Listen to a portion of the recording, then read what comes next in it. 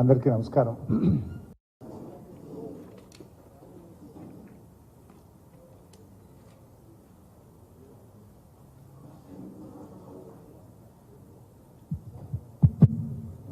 అందరికీ నమస్కారం. ఈరోజు మా పార్టీ నాయకురాలు శాసన మండలి సభ్యురాలు కవిత గారి అరెస్టు అప్రజాస్వామికం, అక్రమం, అనైతికం.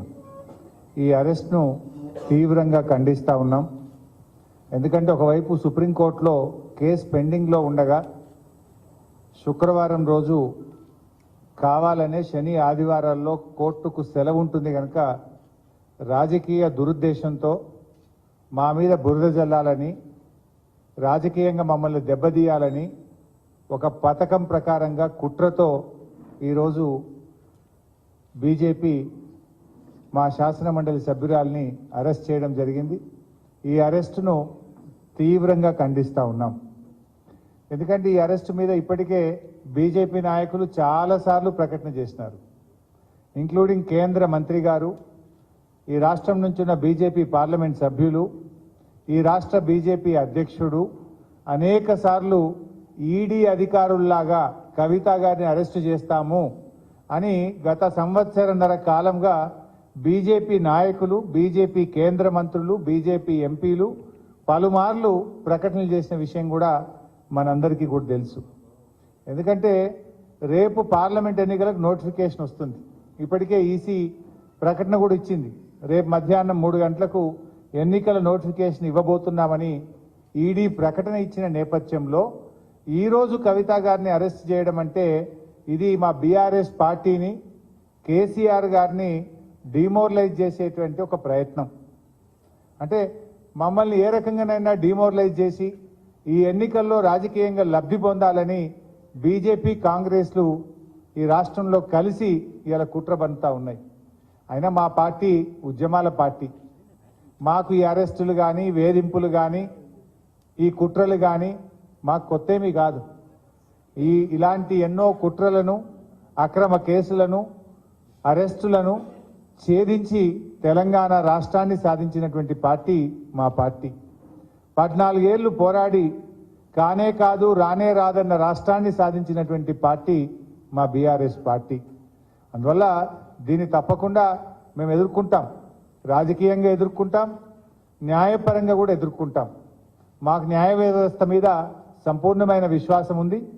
దీనిపైన న్యాయవాదులతో సంప్రదించి సుప్రీంకోర్టులో వెంటనే ఈ యొక్క అక్రమ అరెస్ట్ మీద మేము పిటిషన్ వేసి మరి లీగల్గా కూడా మేము ఫైట్ చేయడం జరుగుతుంది.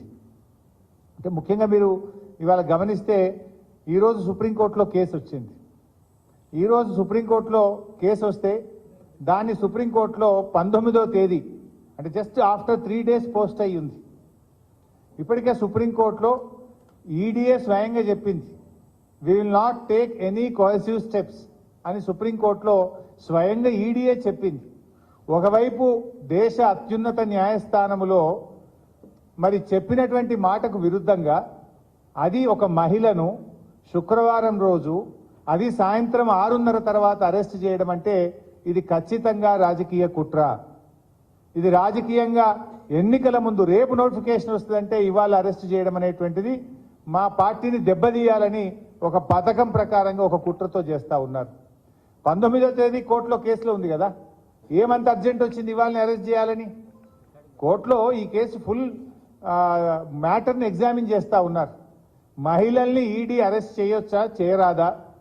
ఇది మమతా బెనర్జీ వెస్ట్ బెంగాల్ ముఖ్యమంత్రి గారి కుటుంబ సభ్యురాలిపైన, నళిని చిదంబరం గారిపైన, కవిత గారిపైన ఈ అన్ని కేసులు కలిపి సుప్రీంకోర్టు ఒకవైపు వింటా ఉంది.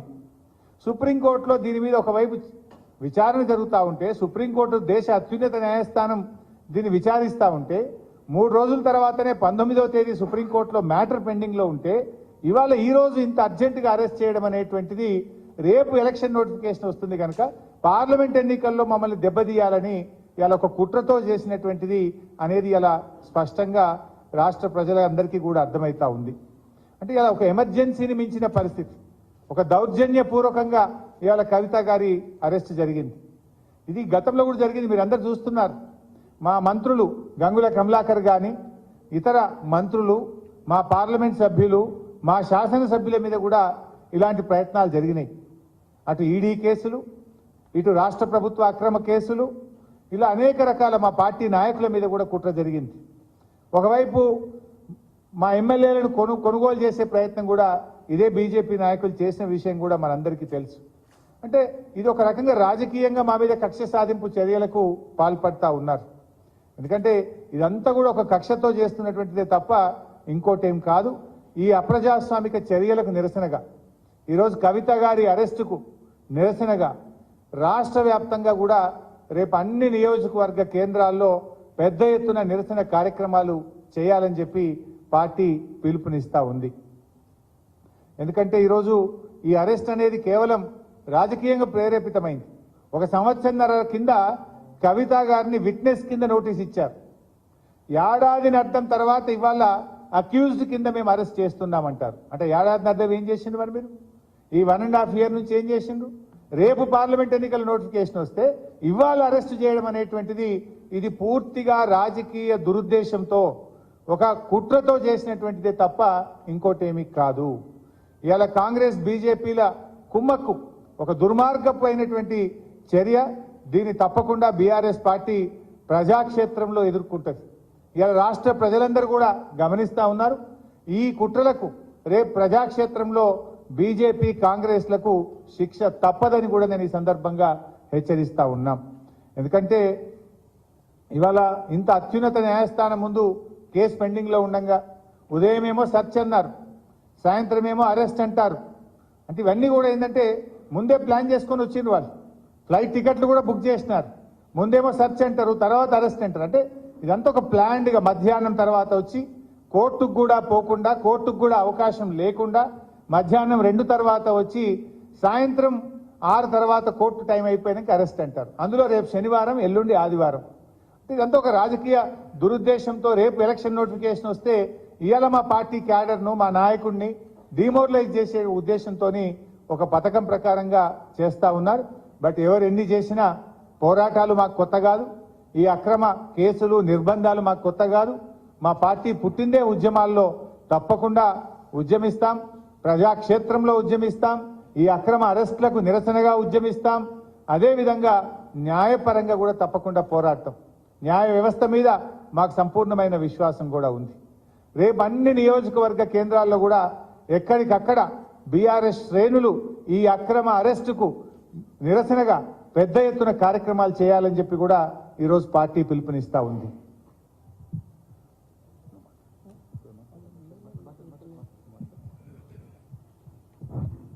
మిత్రులకు నమస్కారం. కవిత గారి అరెస్ట్ను నేను తప్పకుండా రాజకీయ కుట్ర కోణంలోనే చూస్తూ ఉన్నాం. సంవత్సరంన్నర క్రితమే ఎన్నిసార్లు నోటీసులు ఇచ్చినా తను విధిగా హాజరైంది, విచారణ సంస్థలకి పూర్తిగా సహకరించింది, కావలసిన మెటీరియల్ అంతా కూడా ఇచ్చింది. ఏదో సిమ్ కార్డులు ఇవని మనం మాట్లాడితే కూడా వాళ్ళు అడిగిన సిమ్ కార్డులన్నీ కూడా సబ్మిట్ చేసింది. ఆ రోజే స్పష్టంగా ఈమె నిందితురాలు కాదు అనుకున్నాం, కానీ ఈమె సాక్ష్యానికి ఉపయోగపడుతుంది అని చెప్పి పంపించిన వాళ్ళు సంవత్సరంన్నర తర్వాత ఇవాళ హడావుడిగా అరెస్ట్ చేయడం అని అంటే, మోసపూరితమైన అరెస్ట్ చేయడం అంటే, ఢిల్లీ నుంచి వచ్చేటప్పుడే కవిత గారికి కూడా కావాల్సిన టికెట్లు బుక్ చేసుకొని వచ్చినప్పుడేమో మొదలు సెర్చ్ చేస్తూ ఉన్నాం, ఏదైనా మెటీరియల్ ఉందని చూసిపోతామని చెప్పి, మేము ఇంకొక 20 నిమిషాల్లో వెళ్ళిపోతున్నామని చెప్పి, ఆ తర్వాత మాకు ఉన్నతాధికారుల నుంచి ఆదేశాలు వచ్చినాయి, మేము అరెస్ట్ చేయాల్సిందే అని చెప్పి దౌర్జన్యంగా తీసుకుపోవడం అనేది